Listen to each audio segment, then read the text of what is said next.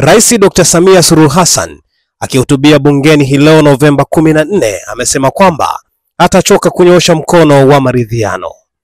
Amesisitiza kuwa anao matumaini makubwa kwamba wadau wa kisiasa wataukubali kwa dhati mkono huo wa maelewano ili kwa pamoja wajenge mazingira bora na tulivu ya maendeleo ya taifa.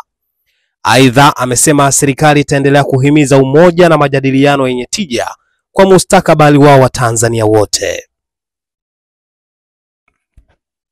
Ilani ya Chama cha Mapinduzi ya mwaka 2025-2030 imeahidi, na mimi nilitangaza ahadi hiyo, kuwa nitaunda tume ya kuanzisha mazungumzo ya maridhiano na upatanishi na kuandaa mazingira ya kuanza mchakato wa mabadiliko ya katiba.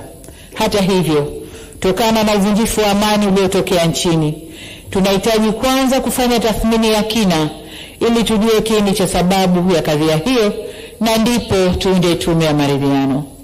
Katika muhula wa kwanza wa awamu ya 6 tulikuja na falsafa ya 4 ili kuliunganisha taifa. Serikali ilionyesha utayari wakati wote kuleta maridhiano ili kwa pamoja tuweze kujenga na kulitunza taifa letu. Serikali ilinyoosha mkono na kuwavuta na kuwakaribisha vyama vya siasa, vyama vya kijamii, sekta binafsi na hata jumuiya za kimataifa ili kwa pamoja tuijenge Tanzania. Waheshimiwa wabunge, mkono huo wa urahimu ulileta matumaini kwa nchi.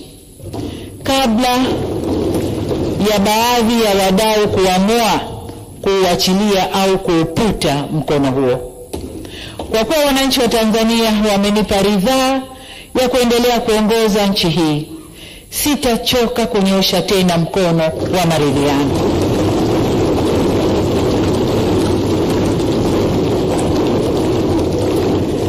Ni matumaini yangu kuwa wadau wa kisiasa wataupokea kwa dhati mkono wa maelewano ili kwa pamoja tujenge mazingira muafaka kwa maendeleo ya taifa letu.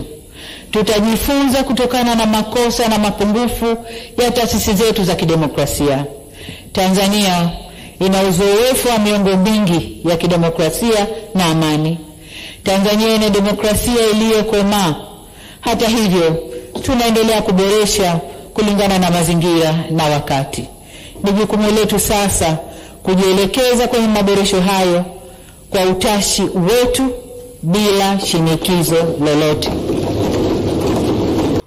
Mheshimiwa Spika, msingi mwingine wa mafanikio yote haya ni utawala wa sheria. Ahadi yetu ni kuwa serikali itashirikiana kwa dhati na Mahakama ya Tanzania kuhakikisha haki inapatikana kwa watu wote na kwa wakati. Tutaendelea kuwezesha mahakama kwa majengo, vitendea kazi, watumishi pamoja na kuimarisha matumizi ya tehama. Tunachukua hatua zote hizi ili mhimili huu uweze kutekeleza wajibu wake kwa ufanisi. Tutasimamia utekelezaji kamili wa mapendekezo ya Tume ya Rais ya kuangalia namna ya kuboresha taasisi ya haki jinai au taasisi za haki jinai. Tutaendelea kufanya mageuzi na maboresho katika taasisi zote zinazoshughulikia masuala ya haki jinai ili ziweze kukabiliana na vitendo vyote vya uhalifu. Kwa upande mwingine, serikali itaendelea kushirikiana na wadau mbalimbali katika sekta ya sheria, kiwemo Chama cha Wanasheria Tanganyika pamoja na asasi zingine ili kuwezesha upatikanaji wa huduma za msaada wa kisheria kwa wananchi, kwani katika kipindi kilichopita tumeona manufaa yake katika utatuzi wa changamoto mbalimbali zinazowakabili wananchi wa Tanzania. Aidha, tutakamilisha tafsiri ya sheria zetu zote kwa lugha ya Kiswahili, ikiwa ni hatua muhimu kuhakikisha wananchi wetu wanaelewa kwa urahisi sheria za nchi. Hizi ni nondo za habari kutoka Kemgongo TV na mimi ni Charles Fabian.